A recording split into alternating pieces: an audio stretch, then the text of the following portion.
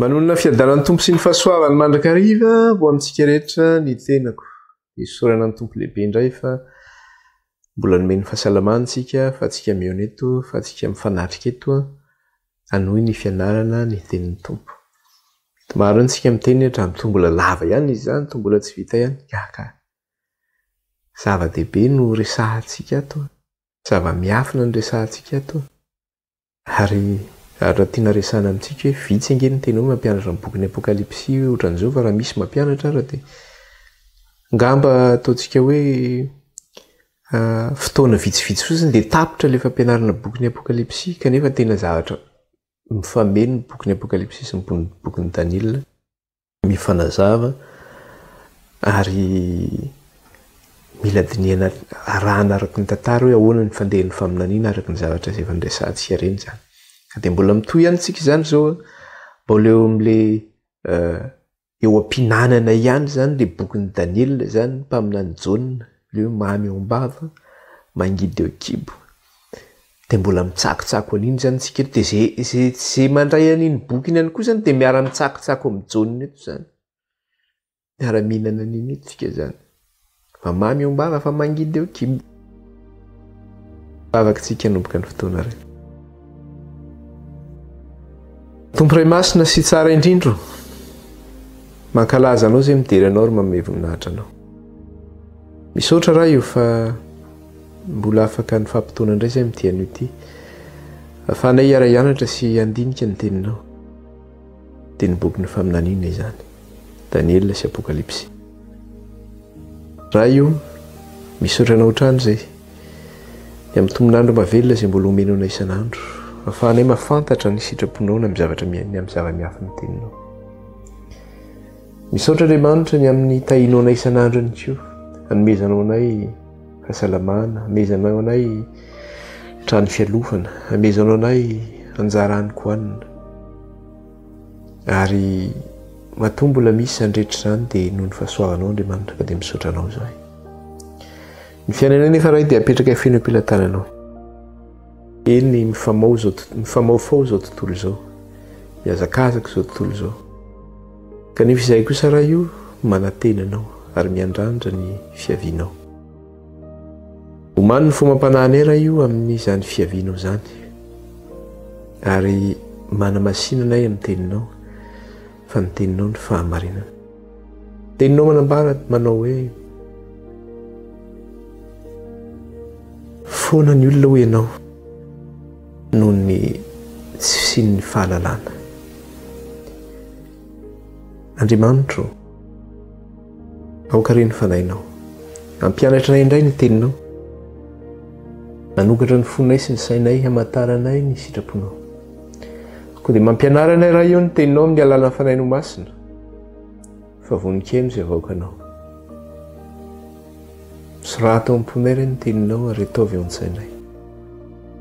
Ary mangataka mandrakariva izay ny fiasan'ny fanahinao anatinay. Aoka ny fanahinao hiasa amin'ny fahafenona ka izy no ampianatra anay ny fahamarinanao. Satria raha izahay Tompo dia tsy mahay na inona na inona. Kanefa ny fanahinao, izy no mandresy lahatra anay. Mifona aminao ihany koa nefa izay ray. Satria mpanomy tsy mahasoa izay ary tsy mahatoky eto anatrehanao. Fa hifonanay aminao ny fahotanay, ny tsy fahamarinanay, ny tsy fahamendrena rehetra. Mamindrafo aminay ireo mamelany eloka irenao.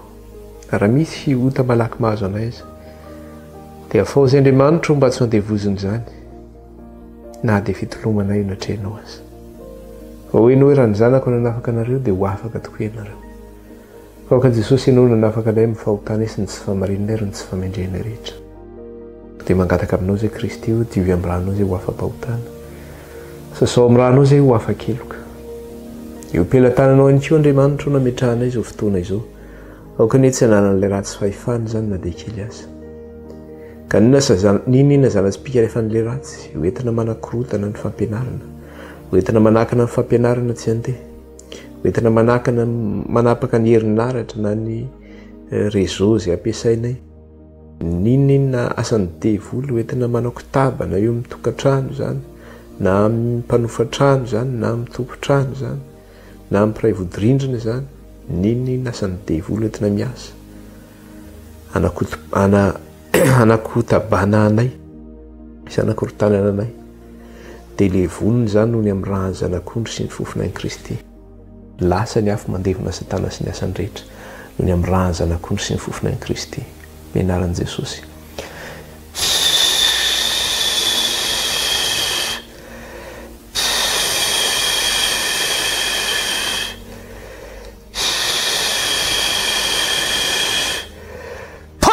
Rafy satana noho ny amin'ny raha ny zanak'ondry sy ny fofonay Kristy tsy manana anjaratra tsy manana pahefana amin'ny fampianarana ny boky ny apokalipsy tsy manana pahefana amin'ny tokantrano tsiraray avy any tsy manana pahefana amin'ny olona rehetra izay mihaino zao fampianarana zao fa efa levona satana sy ny asany rehetra tsy manan-kery tsy manam-pahefana amin'izay voalaza rehetra teo dia raha ianao Andriamanitra ray kalazay ny naranao mena voninahitra ny ianao raha io misaotra ihany koa izay raha io ny amin'ny valim-bavaka izay efa nataonao tamin'ireo izay efa niara-ny vavaka taminay teto ny amin'izay tsy fahasalamana isaoranay ianao tompo nanasitrananao izay efa narary ankalazaina mandrakizay ny naranao dia ray ny naranao anay raha tahiny ka mbola misy tsy salama tompo ny olona mihaino izao fampianarana izao dia inoa ny fitarainan'izy ireo Andriamanitra ho vangio izy ireo ka ninona aretina tonono ny vavan'izy ireo na ametrahany tanana dia aoka Jesosy io le diakapoka taminao ny anasitrananao ny aretina rehetra izay voatono ny vava ny tokantrano any sy ametrahana tanana any tokantrano any koa mandidy ny aretina rehetra izay mahazo amin'izay mihaino izao fampianarana izao izay ametrahana tanana io sy voatonona io sitrany izany aretina izany amin'ny anaran'i Jesosy tompo sy ny diakapoka taminy sitrany izany aretina izany amin'ny anaran'i Jesosy tompo sy ny diakapoka taminy dia raina mandrakizay ny anaranao raha io kalazay ny anaranao raha io mena voninahitra ianao tompo ohatra amin'izao koa mandrakizay dia mitenena raha io fa voninkaino izay avoakanao. Halleloia amin'ny anaran'i Jesosy nandratana izao vavaka izao rehetra teto anatrehanao. Halleloia, amen. Dia misaotra ny tompo rantsika raha mbola afaka ny fampivavaka izany. Irosindray ary tsika ny lesona amin'ity an'ioty namaranantsika ny lesona dia ny amin'le nyresaka tsika ny amin'le hoe herinandro farany ny amin'le 70 herinandro. Inona ny zavatra misy amin'ny herinandro farany io dia nyresaka hoe amin'ny atsasaky ny herinandro io dia ho atsahatra ny fanatitra latsa-drà sy ny fanatitra hafa rehetra hozy izy. Ka ny zavatra nisy anefa dia zao hoe i Kristy mihitsy anefany ilay tandindon'ilay zanak'ondry na zanak'omby izay hovonoina amin'ny atsasaky ny herinandro iny, satria i Kristy izay maty teo amin'ny hazo fijaliana iny zany ilay nampitsaharana ny fanatitra latsa-drà tamin'ny atsasaky ny herinandro. Satria nresahantsika tamin'ny Hébreu manao hoe fa ny ranombolana ny ranosolana ny rana biby izay naterina natao fanatitra teo amin'ny tenimpolo zany dia tsy mahafaka ny fahotana tokoa ireny, fa raha tsy izany ozy izy dia tsy naverina ny fanaovana an'izany indray mandeha isa-taona ozy izy, tsy nampatsiahiviny zany.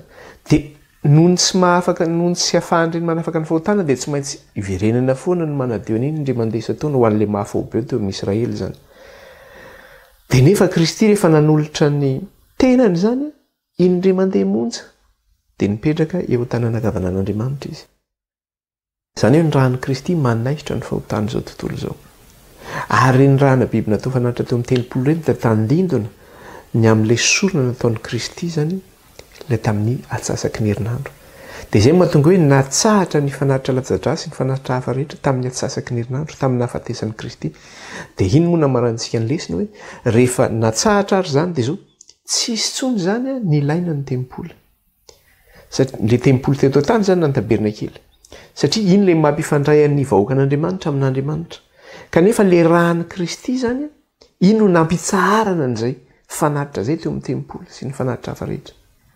Dia amin'izao fotoana izao zany tsika tsy mila tabernakely tsony na tsy mila tempolo tsony, fa amin'ny alalan'ny rahan'i Kristy tsika dia izao indray inona ny zavatra misy manana fahafahana zany tsika hiditra amin'ilay efitra masina indrindra ny an-danitra, satria Jesosy Kristy dia mipetraka eo an-tanana ankavanan'Andriamanitra. Dia hojerentsika kely anie zay eo amin'ny Hébreu, eo amin'ny Hébreu tsika hijeren'izay kely zany. Jerentsika kely eo amin'ny Hébreu verenantsika ifanjerentsika any izy io verenantsika ely sy maniny Hébreu 10 dia vakitsika any amin'ny apokalypsy indray fa zafady Hébreu 10 dia vakitsika manomboka amin'ny 9:7 9:7 ka hatramin'ny 7:20 9:7 ka hatramin'ny 7:20 Hébreu 10 koa amin'izany ry rahalahy satria manana fahatokiana hiditra amin'ny fitoerana masina isika noho ny rany Kristy. Inona moa fitoerana masina resahany eto io? Le fitoerana masina any an-danitra io resahany io fa tsy le eto tany intsony zany. Koa amin'izany ry rahalahy satria manana fahatokiana hiditra amin'ny fitoerana masina isika noho ny amin'ny rany Jesosy. Amin'izay lalana natokana ho antsika dia lalana vaovao sady velona namaky teo amin'ny efitra lamba dia ny nofony sady manana mpisorona lehibe mitandrina ny tranon'Andriamanitra dia aoka isika natona amin'ny fo marina sy amin'ny fahatokiana be avy amin'ny finoana manana fo madio ho afaka amin'ny fieritreretana ratsy sy tena voasasa tamin'ny rano madio. Zany hoe satria efa lalana vaovao zany no nomena antsika noho ny amin'ny rasoan'i Kristy dia aoka antsika hanana fahatokiana zany. Aoka tsika hozy izy hanana fahatokiana hitsofoka amin'izany hiditra amin'izany fitoerana masina zany noho ny amin'ny rany Kristy amin'izany lalana vaovao zany dia 9:20 sady manana mpisorona lehibe mitandrina ny tranon'Andriamanitra tsika satria Kristy eo tananakavan'Andriamanitra. Zany hoe eo amin'ny efitra masina indrindra zany no misy ny Kristy dia noho ny amin'ny rany Kristy dia afaka manantona ny Kristy tsika satria i Kristy no mpana lalana antsika amin'Andriamanitra ary ny rasoan'i Kristy no ahafahantsika manantona ny seza fiandrian'Andriamanitra io zany eo fitoerana masina indrindra. Dia ahoana izy eo amin'ny 9:20 dia aoka isika hanatona amin'ny fo marina sy amin'ny fahatokiana be amin'ny finoana manana fo madio ho afaka amin'ny fieritreretana ratsy sy tena voasasa amin'ny rano madio. Zany hoe ny olona manatona an'io zany dia zao olona vonona hiala faharatsiny sy ny tsy fahatanterahany rehetra mangataka fanadiovana tanteraka noho ny amin'ny rany Kristy amin'ny alalan'ilay mpisorona be eo amin'ilay tranon'Andriamanitra eo amin'ny efitra masina indrindra. Dia rehefa manana an'izay fahatokiana izay tsika dia voavelany helitsika voasasa ny fahotantsika. 9:20 aoka ho azontsika mafy ny fanekena ny fanantenana mba tsy hozongozonany fa matoky ilay fananaony ny teny fikasany. Azony mafy ny fanekena ny amin'ny fanantenana menantsika tsy lalana izay raiso izay satria le Kristy rehefa nitsofoka efa nianarantsika teto mantsy io izay mahatonga anazy tsy miditra lalina amin'izy intsony satria efa nianaraka antsika teto. Kristy rehefa maty dia zao niakatra any an-danitra izy mipetraka eo kavanan'Andriamanitra. Dia izy Kristy niakatra any an-danitra iny dia inona ny zavatra nataony? Nanokatra ilay fitoerana masina tany an-danitra tamin'ny alalan'ny rano izy. Dia izy no mpisorona be amin'ilay fitoerana masina any an-danitra. Ka rehefa nisokafana zany ilay fitoerana masina any an-danitra ilay fitoerana masina tetỳ tany tsisy valeur intsony satria nanafoana an'ilay fitoerana masina tetỳ tany izy nanokatra ilay lalana vaovao any an-danitra. Dia inona nanokafana fitoerana masina any an-danitra iny nefa ilay rason'i Kristy nanokafana an'iny. Dia itsika rehefa mivavaka zany zao tsy mivavaka direkta intsony tsika amin'ilay fitoerana masina etỳ tany satria tsisy valeur intsony zany iny. Fa rehefa mivavaka tsika tonga dia direct any amin'ilay fitoerana masina any an-danitra. Dia mila manana fahatokiana zany tsika rehefa mivavaka hoe satria Kristy no mpanelanelana antsika amin'Andriamanitra, izy no mpisorona be ho antsika eo anatrehan'Andriamanitra. Zany hoe tsika zany tsy misy mpanelanelana intsony tahaka ny taloha manana pretra mpanelanelana satria ny pretra no mpisorona be mantsy sy ny mpisorona teo amin'ny tempolo reny no mpanelanelana. Amin'izao fotoana zao zany tsika tsy mila pretra intsony manelanelana antsika amin'Andriamanitra. Misy fiangonana mampiasa an'izany ohatra hoe ny fiangonana katolika zao dia manana pretra izy manelanelana amin'Andriamanitra. Kanefa tsika iza ny mpisorona antsika, iza ny mpisorona be antsika? Jesosy Kristy. Ka tsika zany tsy misy mpanelanelana intsony ara-tany eo amin'Andriamanitra fa Jesosy Kristy no manelanelana antsika amin'Andriamanitra. Dia tsika aoka ozy izy hanana fahatokiana hiditra amin'ny fitoerana masina. Itsika mihitsy zany mitenenin'Andriamanitra amin'izany. Aoka tsika hanana fahatokiana hiditra amin'ny fitoerana masina noho ny amin'ny rany Jesosy. Dia rehefa miditra amin'ny fitoerana masina noho ny amin'ny rany Kristy tsika dia ahoana izy 9:20 sady manana mpisorona lehibe mitandrina ny tranon'Andriamanitra. Satria Kristy no mitondra ny vavantsika eo anatrehan'Andriamanitra. Izay mahatonga manao hoe Andriamanitra zany tsy hoe Andriamanitry ny taloha mantsy raha ohatra hoe ny fitoerana masina zany dia any Jerosalema dia hoe mila miakatra ny Jerosalema ve ahoana ny akaranao any Jerosalema fa le fitoerana masina dia zao any an-danitra iny amin'ny finoana sy ny fahatokiana lehibe no natonanao an'iny zany ka zao zany tsy Andriamanitra zany dia zao hoe tsy Andriamanitra ny akaiky ihany fa Andriamanitra ny lavitra ihany koa ka naiza zany toerana misy ianao rehefa mivavaka amin'Andriamanitra ianao dia voarain'Andriamanitra ny fivavaka ao. Izay no mahatonga an' Jesosy miteny any amin'ny Matthieu 5 miteny hoe rehefa mivavaka amin'Andriamanitra ozy izy ianao dia ary andriny ny efitranonao dia Andriamanitra ozy izy mahaino anao izay mivavaka ao maningina. Zany hoe naiza ny toerana misy anao zany anao sy Andriamanitra iny dia efa tafitsofoka ao amin'ny fitoerana masin'Andriamanitra zany ianao mivavaka amin'Andriamanitra satria Kristy no mpanelanelana anao amin'Andriamanitra.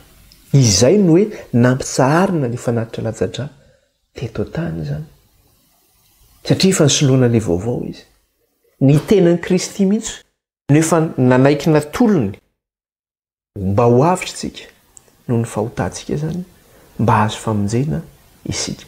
Dia izay le teo amin'ny faminaniana teo amin'ny hitantsika zany teo amin'le hoe amin'ny atsasaky ny herinandro no nampitsarina ny fanaritra latsa-drà eo amin'le Daniel 5 zany nahitantsika an'iny dia tsy nisy tsony zany ny asan'ny tempoly teto tany fa tamin'iny nahafatesan'i Kristy iny dia foana ny fanaterana fanaritra sy ny asan'ny tempoly teto tany.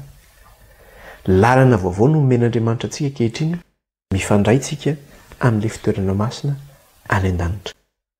Dia hojerentsika tableau kely ataontsika tableau zany ny zavatra kely izay hitantsika indray zany tamin'iny zany hoe isaky ny mamitana zavatra anankiray tsika dia asitsika tableau kely mba hampazava le izy zany dia ity tableau atao ity moa zany dia alefantsika amin'ny vidéo eto dia ho hitantsika eo ihany le izy ohatra ny ahoana ny fandehany zany fa tsy dia tena hoe hoezahako hazavaina loatra hoe ohatra zao le carré na ohatra zao ny rectangle satria mety lasa vao maika isika famafao ny an-trano any fa ny zavatra tena tiako ho hazavaiko amin'le izy fotsiny dia ho hazavaiko le resaka hoe avaiza makaiza le izy zay zany tena ho hazavaiko amin'le izy fa le tableau dia hitantsika eo anatin'le tableau zay apetraka eo zany ny mikasika an'izay zavatra zay.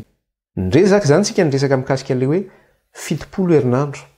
Le 70 herinandro moa nanomboka tamin'ny oviana zany tamin'ny voandidy zany ny avoakany mpanjaka Artaxerxes zany.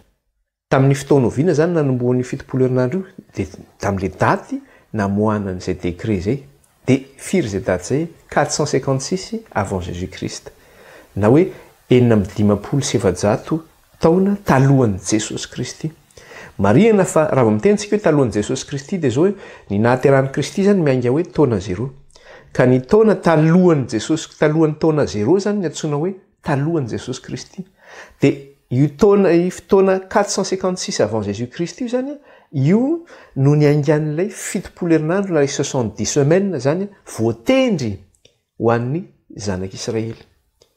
Dia marihana fa anatin'ny 70 herinandro io zany dia mizara telo 70 herinandro ny voalohany zany dia 7 herinandro na hoe 7 semaines, ny faharoa 62 semaines ary ny fahatelo 1 semaine. Dia ny zavatra hitantsika dia zao hoe ahoana ozy izy eo amin'le verenantsika vakina kely le izy zany mba hampazava le izy verenantsika ny amin'ny Daniel 5 Daniel 5 vakitsika kely Daniel 5 dia zao no teneniny eo amin'ny andininy fa 720 verenantsika kely le izy satria fandraisantsika tamin'ny farany tsara mamerina le izy satria dia mikorotana indray tsika andininy fa 720 dia zao no teneniny 70 herinandro no voatendro an'ny firenenao sy ny tanànanao masy ny atapaka ny fahadisoana sy anampina ny fahotana ary anao fanavotana no ny eloka sy hampiditra fahamarinana mandrakizay ary anisy tomboka se ny fahitana sy ny faminaniana sy hanositra izay masina indrindra. Ao anatin'ilay 70 herinandro zay zany no voatendry ho an'ny zanak'Israely atapaka ny fahadisoana ozy izy sy hanampina ny fahotana sy anaovana fanavotana ozy izy no ny eloka ary apiditra fahamarinana mandrakizay. Dia ao anatin'izay ihany koa izy no maninona no hanosorana an'ilay masina indrindra ozy izy. Dia fantatsika io fa le Kristy zany ilay nosorana. Dia tamin'ny fotoana ino no nanasorana an'i Kristy fa efa ndraisantsika tamin'ny l'an 27 zany satria ny fanosorana an'i Kristy dia zao hoe taorianan'inona lay izy ny fanosorana ny Kristy dia taorianan'ilay fito herinandro sy 12 herinandro. Dia eo amin'ny 520 izy miteny an'izay. Kao koa fantatrao sy azonao fa hatramin'ny voan'ny didy anavaozana sy anamboarana ny Jerosalema ka hatramin'ny Mesia andriana. Eo ilay fantatsika hoe nivoaka ny didy tamin'ny 456 ka hatramin'ny Mesia andriana ozy izy. Zany hoe hatramin'ilay nanosorana ny Kristy zany dia ho 7 herinandro sy 12 herinandro. Zany hoe 7 herinandro sy 12 herinandro zany hatramin'ny Mesia andriana. Zany hoe tapitra zany le 7 herinandro sy 12 herinandro eo amin'ny fanosorana any Mesia andriana. Dia toizantsika le vakiteny rehefa avy eo zany. Dia ahoana ozy izy? Andininy fa 720. Dia izao no teneniny ary anorina fanekena ho herinandro amin'ny maro izy. Ary ampitsahatra ny fanatitsandratra-drasy ny fanatitra hafa hatramin'ny atsasaky ny herinandro. Ary norina fanekena ho herinandro amin'ny maro izy. Io zany le herinandro farany ao anatin'ilay 70 herinandro. Dia toy izany izy. Ary ampitsahatra ny fanatitsandratra-dra sy ny fanatitra hafa hatramin'ny atsasaky ny herinandro izy.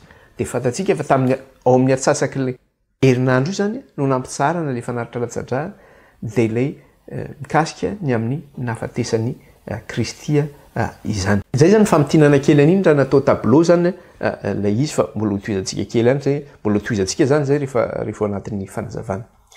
Marina ihany koa zany fa le nahafatesan'ny Kristy zany dia izao amin'ilay atsasaky ny herinandro io dia izao misy fifandraisany amin'ny Paska zany amin'ny fetin'ny Paska zany io nahafatesan'ny Kristy io. Satria raha ny fetin'ny Paska teo amin'ny zanak'Israely dia izao tamin'ny fotoana inona moa no nisian'izany Paska izany? Dia tamin'ny fotoana ny voan'ny zanak'Israely nivoaka teo amin'ny fahababoana avy tany amin'ny tany Egipta. Izany hoe rehefa namonjy ny zanak'Israely Andriamanitra zany dia izao nasian'Andriamanitra namono ny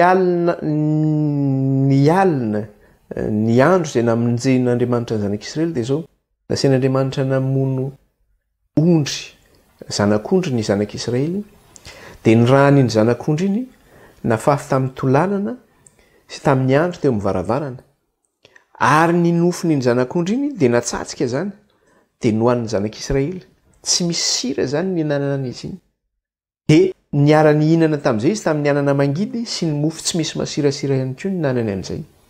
Dia ny tena teny an-tanany ny kapany teny an-tongony ny fisikinany teny aminy satria amonjy azy Andriamanitra. Amonjy azy. Zany hoe nisy fandalovana zany tamin'ny andro iny amonjy azy Andriamanitra. Tamin'ny alina iny ny zavatra nisy nefa dia izao tonga tokoa ary ny anjelin'i Jehova nandringana ny lamatoan'ny Egiptianina rehetrarehetra. Fa teo amin'ny zanak'Israely ihany tsy maty ny lamatoa satria nahoana? Nisy an'izay fiarovan'Andriamanitra day teo amin'ny zanak'Israely dia nisy an'ilay rany zanak'ondry ny fafy teo amin'ny tolanana sy teo amin'ny andron'ny varavarana. Dia iny ilay hoe Paskan' Jehova satria nahoana? Namonjy ny zanak'Israely Andriamanitra ary ny ampitso marainana iny dia nalefan'ny Farao niala teo Egipta ny zanak'Israely. Namonjen'Andriamanitra ny zanak'Israely. Iny zanak'ondry izay nivonoana iny anefany. Dia izao tandindona ny amin'ny Kristy Jesosy koa iny zanak'ondry izay nivonoana iny. Satria voalaza ny soratra masina fa Kristy le Paska voavono ho antsika. Ka raha tsy nisy ilay rahan'ny Kristy koa zany nalatsaka teo amin'ny hazo fijaliana dia hono tsy vita ihany koa ny famonjeny izao tontolo izao. Raha tsy nisy an'iny raha latsaka iny teo amin'ny tany Egipta zany namonjena ny zanak'Israely dia tsy voavonjy ny voaka avy tao Egipta ny zanak'Israely. Dia tandindony amin'ny famonjen'ny Kristy an'izao tontolo izao zany iny raha iny izay namonjena ny zanak'Israely. Zany hoe fa tandindona zany izy iny. Manambara ny amin'ny Kristy Jesosy sady zany izy iny. Dia marihana fa ny fetin'ny Paska dia izao nataon'Andriamanitra lalàna teo amin'ny zanak'Israely. Ho atao fety indray mandeha isa-taona izy io teo amin'ny tanin'ny Israely.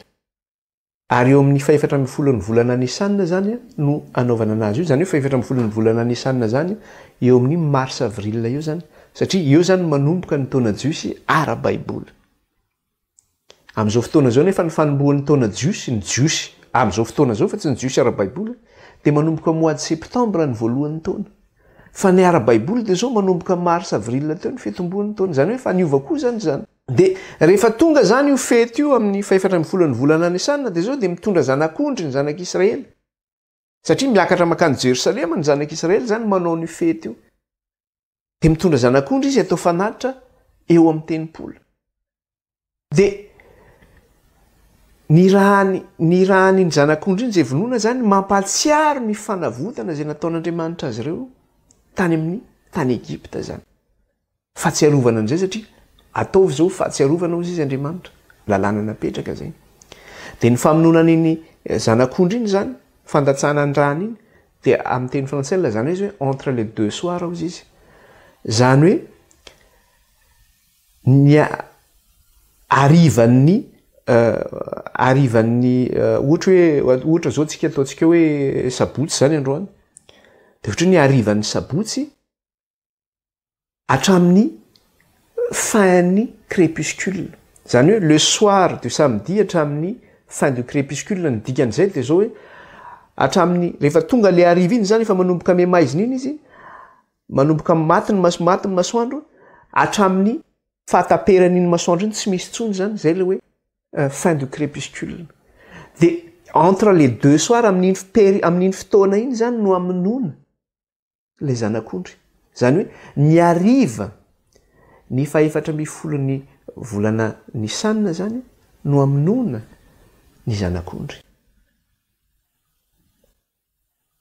dia miditra ny andro fadimy amby folo dia miditra amin'ny fetin'ny paska amin'izay zany ny zanak'Israely hoe finanana ny mofo tsy misy masirasira ny ariva ny fahefatra amby folo ny vonoana ny zanak'ondry maty ny zanak'ondry maty ny masoandro miditra amin'ny andro fadimy amby folo satria ny andro ara-baiboly dia zao manomboka maty masoandro mefaramaty masoandro dia manomboka ny fetin'ny paska zany finanana mofo tsy misy masirasira mandritra ny 7 andro ny zanak'Israely manao an'izay fety zay zany mandritra ny 7 andro izy manao an'izay fety zay ka eto zany ny zavatra misy dia zao hoe ny andro any koa nefany zay mahatonga le izy hoe Kristy zany tandindon'ilay paska zay novonoana eo amin'ny fetin'ny jiosy tandindon'ilay paska namonjena ny zanak'Israely nivoaka tany Egipta dia zao hoe ny andro any koa zay namonoana ny Kristy dia zao tamin'ny andro ariva ny fahefatra amby folo ny volana nisanina no namonoana any Kristy zany hoe talohan'ny paska zany no namonoana any Kristy any koa talohan'ny paska namonoana any Kristy dia ny hoe Kristy mihitsy zany le paka novonoana zany jerentsika kely aty amin'ny jerentsika kely ny déroulement zany na ny chronologie ny hoe ny nahafatesan'ny Kristy hoe inona io période io ary fotoana inona ny nahafatesan'ny Kristy jerentsika eo amin'ny jauna toko fahasivy amby folo jauna toko fahasivy amby folo andiny ny fahefatra amby folo ka hatramin'ny fahaenina amby folo jauna toko fahasivy amby folo andiny ny fahefatra amby folo ka hatramin'ny fahaenina amby folo rehefa hitantsika izay dia vakina amin'ny anaran'i Jesosy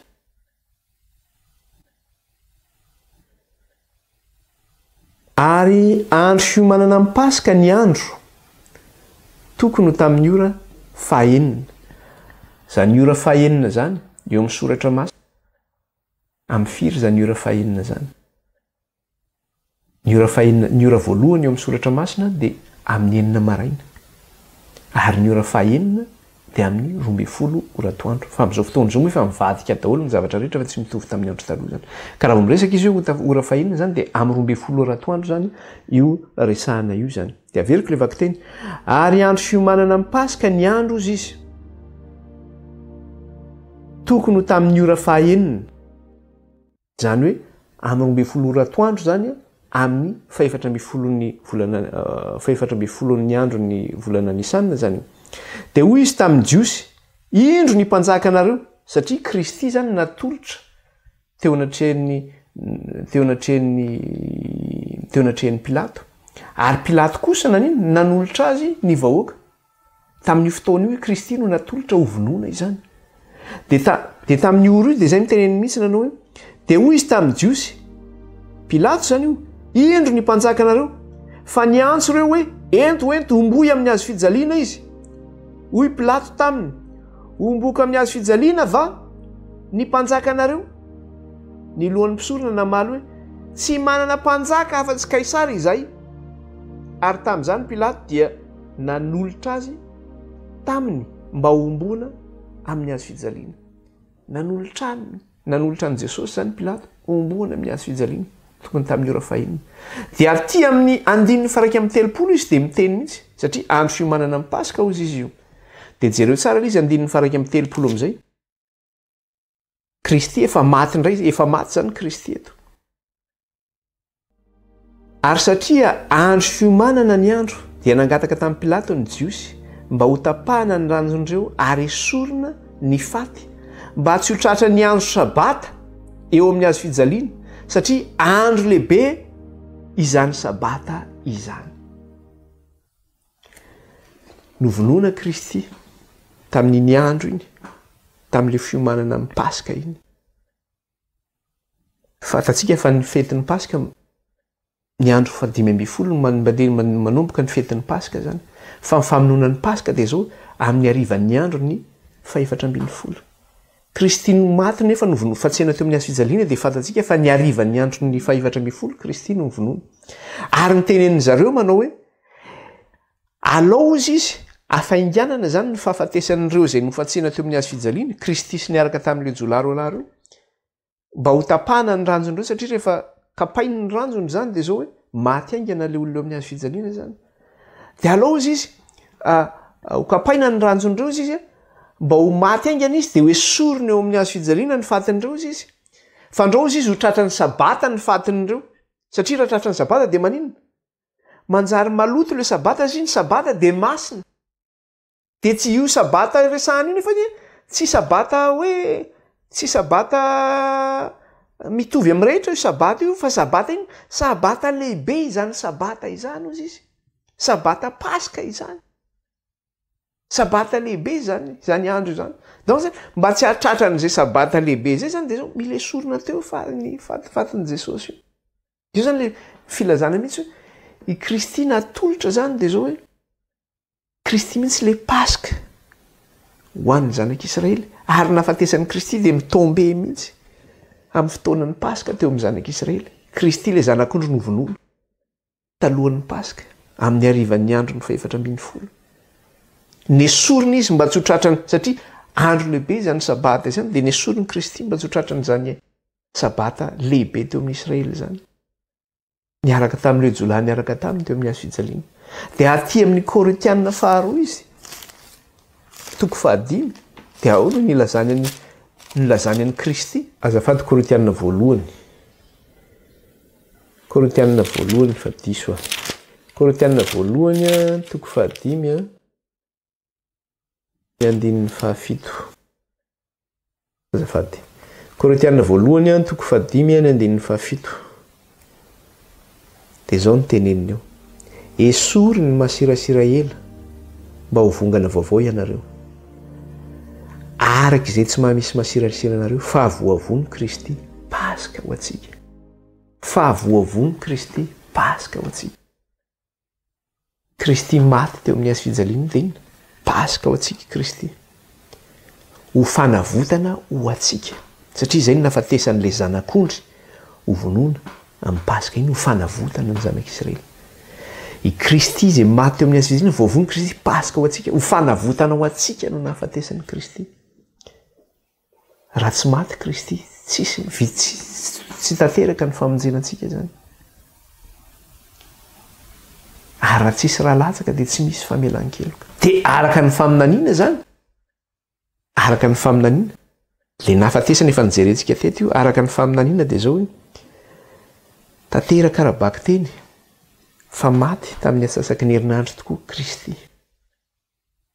Tao anelanelan'ilay herinandro farany zany. Ary tsy vitan'izay fa tanteraka ihany koa ara-baka teny fa i Kristy dia voavono maty Paska ho atsika zany hoe nanaraka ny soratra masina mihitsy Kristy tahaka n'ilay zanak'ondry izay novonoana tamin'ny andro Paska. Dia tahaka izay koa no nahafatesan'i Kristy. Ny arivan'ny andro 4 no nahafatesan'i Kristy. Nesorina teo amin'ny hazo fijaliana ny fatiny mba tsy ho tratran'ny sabata Paska satria andro lehibe izany sabata izany. Dia ijerentsika kely am'izay raha izy zany hojerentsika am'izay le izy satria resahantsika le resaka hoe fitopolo herinandro io moa manome firy andro izy io na hoe ny fito herinandro manome firy andro ny roa ambinipolo herinandro manome firy andro ary ny herinandro manome firy andro dia tsy maintsy hijery an'izay zany tsika araka ny faminaniana dia zao hoe les computations prophétiques zany zay efa nianarantsika teto le hoe fanisana ara-paminaniana dia ny iray andro manome inona manome heritaona ara-baky teny ka raha miresaka zany tsika le hoe fitopolo herinandro no voatendry ho an'ny vahoaka an'Andriamanitra ozy izy dia ny zavatra hita ihany koa zany eo anatin'io dia zao hoe le fitopolo herinandro voatendry io zany aloha dia zao ho an'ny zanak'Israely aloha zany no nandefasan'Andriamanitra any Jesosy Kristy fa mbola tsy nalefa ho an'ny jentily izy eo anatin'ilay fitopolo herinandro izay rehefa tapitra zany ny fitopolo herinandro zay vao tonga indray ny anjaran'ny jentilisy fa ao anatin'ilay cadre fitopolo herinandro io zany dia natokana ho an'ny zanak'Israely zany aloha ny voatendry arak'ilay voalaza teo raha iverenantsika kely amin'ny ao amin'ny Danielina toko fahasivy dia vakitsika ilay andininy fahaefatra amby roapolo tapany voalohany io andininy fahaefatra amby roapolo tapany voalohany dia ao nozy izy fitopolo herinandro no voatendry ho an'ny firenenao sy ny tanànao masina voatendry ho an'ny firenenao inona ny firenen'ny Daniel jiosy ange ny firenen'ny Daniel fitopolo herinandro izy no voatendry ho an'ny firenenao izany hoe Jesosy zany dia zao nalefa ho an'ny zanak'Israely raha mbola tao anatin'le herinandro farany izy mbola tao anatiny nalefa ho an'ny zanak'Israely satria tao anatin'ny atsasaky ny herinandro izy no maty Kristy kanefa nanalefa ho an'ny zanak'Israely izy misy fanantenana ho an'ny jentilisa iny fa ao anatin'le fitopolo herinandro dia zao mbola ho an'ny zanak'Israely zany no voatendry ho an'ny fitopolo herinandro iny dia anisan'izany le herinandro farany izany dia jereo tsara fa rehefa ao Matthieu Jesosy dia izao ny zavatra nytenenin' Jesosy eo amin'ny Matthieu toko fadimy ambin'ny folo Matthieu toko fadimy ambin'ny folo andininy faha 20 ka hatramin'ny faha 20 misy tantara kely ao misy jentilisa anankiray nanantona an'i Jesosy mba hositran'ny Kristy fa ahoana hoy Jesosy manty an'ity jentilisa ity Matthieu toko fadimy ambin'ny folo dia ny andininy 20 ka hatramin'ny faha 20 izao ny vaky ny teny amin'ny anaran'i Jesosy dia niala teo Jesosy ka nakany amin'ny faritanin'ny Tiro sy Sidona ary indro nisy vehivavy Kananita anankiray Kananita zany marihana fa jentilisa zany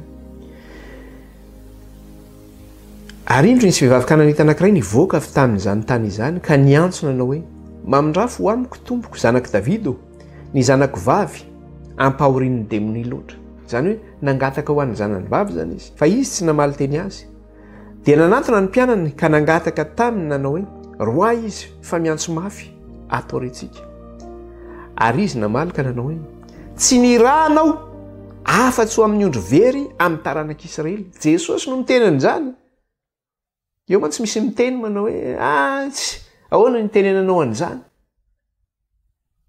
tamin'ny fotoana io mbola tsy tonga ny anjaran'ny jentilisa fa zao Jesosy zany mbola manaraka ilay faminaniana satria tsy maintsy tanteraka zay rehetra nanoratanao Kristy araka ny lalàn'i Mosesy sy ny mpaminany ary ny salamo ka raha ny teny ny mpaminany Daniel manao hoe fitopolo herinandro no voatendry ho an'ny firenenao dia tena ho an'ny firenenao tokoa satria izay mihitsy ny tenen'i Jesosy ary izy namaly ka nanao hoe tsy niranao afa-tsy ho amin'ny ondro very amin'ny taranak'Israely ozy izy kanefa na dia teo ary zany dia namindra fo an'ity vehivavy ity ihany Jesosy dia nanatona ihany raha vehivavy dia nakoaka teo anatrehany ka nanao hoe tomboko vonjeo aho fa izy namaly ka nanao hoe tsy mety raha maka ny mofonjaza ka manipy azy amin'ny amboa kely zany hoe izy ny zaza resahany eto ny zaza tokony omena sakafo zany eto dia ny zanak'Israely any nomena sakafo fa ny jentilisa dia no considérena na hoe noarina ohatrany hoe amboa kely na hoe alika kely mialatsiny amin'ilay fitenenana fa ahoana ozy izy raha vehivavy le manonteny an' jesosy an'izay izy fa hoy raha vehivavy marina izany tompoko fa na dia ny amboa kely aza mihinana zay sombotsombony latsaka amin'ny latabatry ny tompony satria izany tokoa rehefa manana amboa kely reny ianao dia hoana izy tsy misakafo eo ambony latabatra ny amboa kely fa izy eny amin'ny tany eny mandendeny dia raha misy latsaka amin'ny tany dia mitsangy kely ny amboa kely fa nahainao n'izany teny izany jesosy dia ontsa ny fony sady tena ozy izy manana finoana zany vehivavy zany dia namaly jesosy ka nanao taminy hoe raha vehivavy lehibe ny finoanao tongava aminao araka izay rinao dia sitrana ny zanany vavy tamin'izany ora izany fa tamina tongavan'i Kristy dia zao araka ny nambaran'i Kristy eo amin'ny 2:4 dia ahoana izy izy averiko tsara ary izy namaly ka nanao hoe tsy nirahanao fa tsy ny amin'ny ondry very eo amin'ny taranaka Israely satria Jesosy manatanteraka niny manatanteraka zay voalaza ny faminaniana hoe 70 herinandro no voatendry ho an'ny firenenao izy daholo zany raha mbola ao anatin'ny 70 herinandro io dia natokana aloha ho an'ny zanak'Israely zany aloha fa mbola tsy tonga ny anjaran'ny jentilisa fa mbola iresaka an'izay tsika rehefa avy eo fa sao dia tsika miazakazaka dia ahoana zany tsy voavony zany bien sûr ka na zany tory amintsika izao raha nge jentilisa nefa nataon'Andriamanitra ho iny ho isan'ny zanany zany fahasoavan'ny Kristy no natoy zao atsika zany fa mbola ho tonga amin'izay tsika faminaniana no resantsika tenin'Andriamanitra fa tsy ady hevitra no ataontsika eto dia hoy zay arak'le teny teo hoe arak'le teny teo manao hoe tsy nirano afa tsy niondry very eo amin'ny taranak'Israely dia Kristy zany nalefa ho eo amin'ny ondry very teo amin'ny taranak'Israely dia Jesosy Kristy koa rehefa naniraka ny mpianany dia inona ihany koa nataon'i Kristy nanao an'izay recommandation zay koa Kristy nananatranatra azy ireo koa Kristy mba tsy handeha fa tsy amin'ny ondry very teo amin'ny Israely ihany koa fa tsy hoe nirano Jesosy andana makany amin'ny jentilisa satria mbola tsy tonga zay fotoana zay tamin'ny fotoana natongavan'i Kristy teto an-tany dia zao hoe mbola periody ho an'ny zanak'Israely fa tsy mbola periody natao ho an'ny jentilisa zany teo Matthieu 10:5 sy ny 6 Matthieu 10:5 sy ny 6 le izy zao tsy adikevitra fa manaraka tsika ny faminaniana io ny voalazan'ny soratra masina dia jerentsika tokoa hoe mitombona ve ny zavatra tenenin'ny Daniel manao hoe 70 herinandro ny zavatra voatendro amin'ny firenenao dia hitantsika tokoa zany fa mitombona satria Kristy mihitsy no miteny an'izany dia Kristy koa mbola naniraka ny mpianany nanao an'izany recommandation zany na nananatra azy ireo mba hanaraka an'izany teniny izany Matthieu 10:5 sy ny 6 Matthieu 10:5 sy ny 6 ireo 12 lahy ireo dia nirahany Jesosy ka nodidino hoe tena nodidino mihitsy nandidy mihitsy zany Jesosy nodidino hoe aza mandeha amin'ny lalan'ny jentilisa ary aza miakatra amin'izay tanànany Samaritana fa aleo makany amin'ny ondry very amin'ny taranak'Israely rehefa naniraka ny mpianatra Jesosy dia nandidy azy ireo tsy handeha ho any amin'ny jentilisa nandeha ho any amin'ny Samaritana fa ahoana izy aleo makany amin'ny ondry very amin'ny taranak'Israely mbola teo amin'ny ondry very teo amin'ny Israely aloha ny rahany izy ireo dana aloha makany amin'ny ondry very eo amin'ny Israely dia fantatsika fa Kristy nefa maty tamin'ny fotoana iny maty tamin'ny atsasaky ny herinandro Kristy teo amin'ny atsasaky ny herinandro nahafatesan'i Kristy izany hoe mbola nisy periody atsasaky ny herinandro manaraka zany taoriana nahafatesan'i Kristy alohan'ny fataperan'ilay 70 herinandro ka io atsasaky le herinandro manaraka io zany alohan'ny fataperan'ilay 70 herinandro dia zao mbola niasa teo amin'ny zanak'Israely ihany zany ny mpianatra Jesosy fa mbola tsy nakany amin'ny jentilisa ihany koa izy satria arak'le voalaza teo mandehana aleo makany amin'ny ondry very izy eo amin'ny Israely nareo no mandeha dia ho ataontsika zany le izy eo amin'le resaka hoe fanisana ara-paminaniana zany na eo amin'le hoe computation prophétique zany dia hojerentsika kely zany le izy hojerentsika amin'izay zany le hoe 70 herinandro moa zany manome firy andro ary le andro omeny io manome firy taona zany satria hoe ny iray andro ara-baky teny manome herintaona ara-paminaniana dia raisitsika aloha zany le 70 herinandro zany fa ataontsika tableau zany le izy ho hitantsika amin'ny sary eto ihany moa zany le izy 70 herinandro zany manome firy andro ny 70 herinandro dia manome 490 jours na 700 andro 70 herinandro manome 490 jours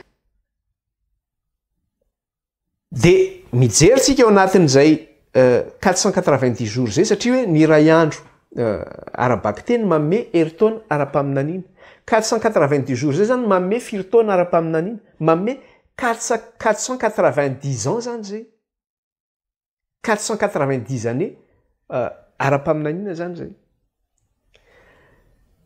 ny fitopolo herinandro zany manome 490 ans na hoe 700 taona 700 taona dia raisitsika indray ary zany lay fito herinandro sy 12 herinandro sy le herinandro ao anatin'ilay fitopolo herinandro zany ny fito herinandro manome firy andro fito herinandro manome 49 jours na 7 andro ny fito herinandro manome 49 jours 49 jours nefany manome firy taona zay ara-paminaniana 49 ans zany zay ara-paminaniana ny fito herinandro zany manome 49 ans na 7 taona ny 12 herinandro ndray na ny 62 semaines dia manome firy andro manome 434 jours ny 62 semaines ndray zany manome 434 jours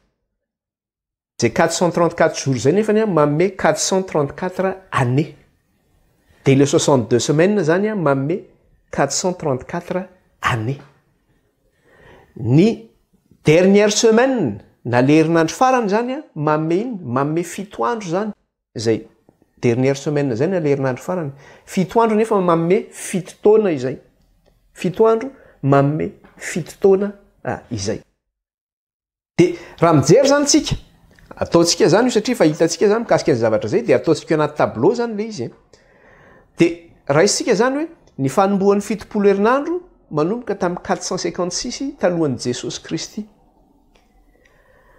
mandeha nefa le taona dia hoe fito herinandro izy sy 12 herinandro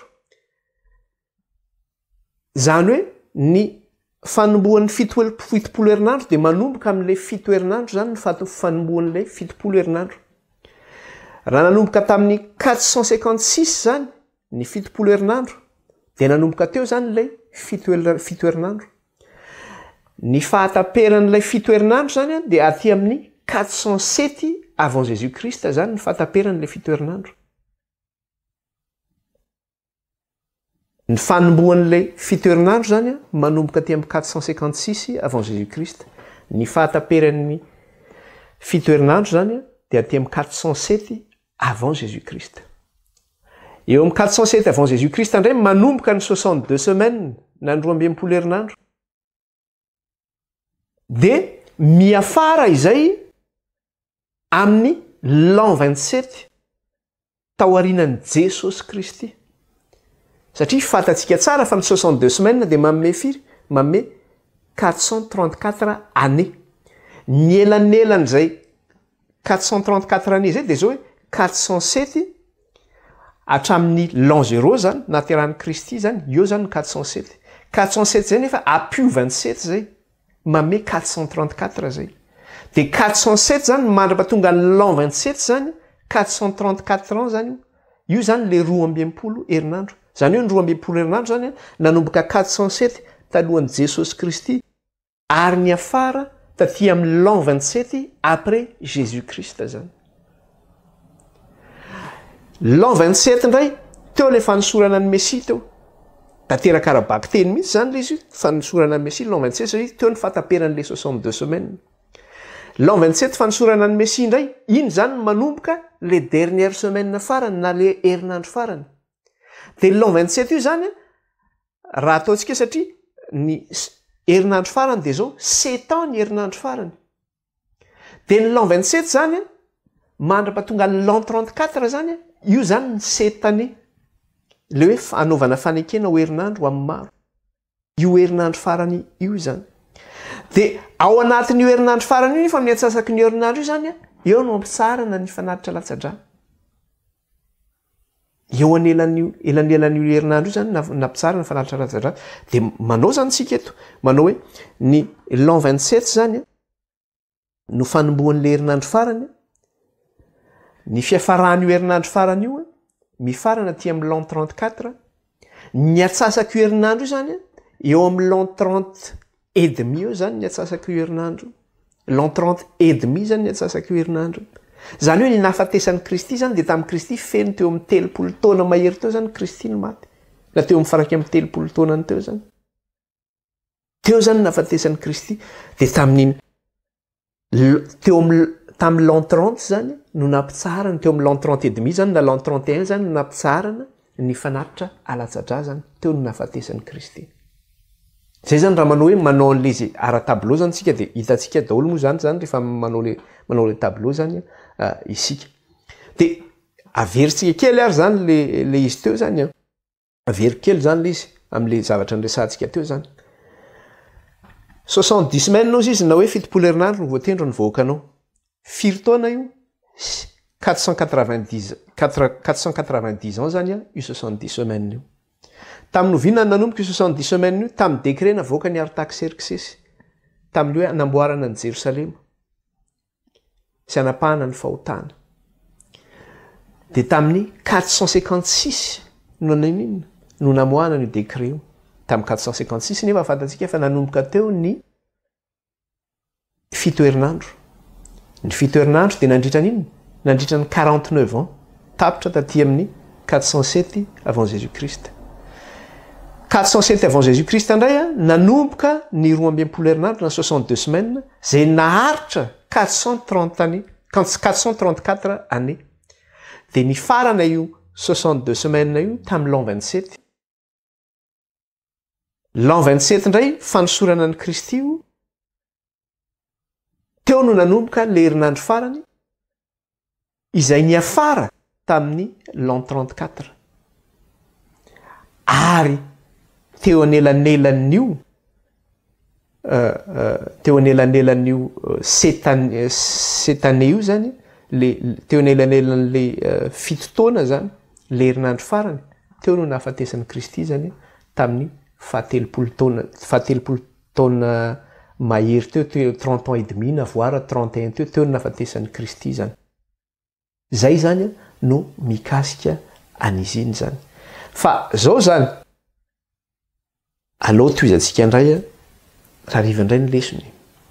So dia misangody indray ampy angamizay aloha mba misy hotsakatsakoana tsara zay dia toizantsika indray ny lesony mikasika an'izay 70 herinandro zay zany. Satria mbola hijery indray zany tsika satria ny zavatra mbola hojerentsika ihany koa dia zao hoe rehefa maty Kristy teo amin'ny hazo fijaliana dia mbola nanohy ny asa tokoa raha ve ny mpianatra teo anivon'ny zanak'Israely satria voatendro an'ny Israely. Dia sa efa tonga dia nitodika tany amin'ny jentilisa izy fa tsy nandeha araka ny faminaniana. Dia ho hitantsika tokoa zay satria tsy maintsy tanteraka araka izay nanoratana foana ny soratra masina. Dia ho hitantsika fa nanaraka an'izay koa ny mpianatra mbola teo amin'ny Israely aloha izy. Fa rehefa tapitra tokoa ny taona fa efatra le herinandro farany taty amin'ny l'an 34 zany dia tena nitodika tany amin'ny jentilisa tokoa ny zanak'Israely. Ivavaka sika isaotra an'Andriamanitra ny amin'izay lesona vitantsika izay. Jehovah-Andriamanitra ray io, mankalaza anao zay mitery anao ary manome voninahitra anao. Eny mananitra avy ny anaranao zay ray io hatramin'izao ka ho mandrakizay. Misaotra ray ny amin'ny tolotsaina feno izay nomenao nafahana nitondra ny fanazavana ny amin'ny 70 herinandro. Sarotra izany lesona izany kanefa ny fanahinao no mahay mampitoetra izany fampianarana izany eo anatinay tsiraray avy. Ka dia oka ny fanahinao ray io anazava ny sainay, anokatra ny fonay ary anamasina anay amin'ny teninao. Dia raina mandrakizay ny anaranao ray kalazay ny anaranao misaotra Tompo ny amin'ny fahalalana izay nomenao anay. Amin'ny anaran'i Jesosy, voninahitra ny eo an'ilay anaran'ny lanitra sy ny tany sy rehetra ho aminy. Voninahitra ny eo an'ny zanak'ondry. Amen. Dia fampitoana indray isika raha riva raha sitrapon'Andriamanitra ny amin'ny lesona manaraka zany fa dia baibaintsika rehetra.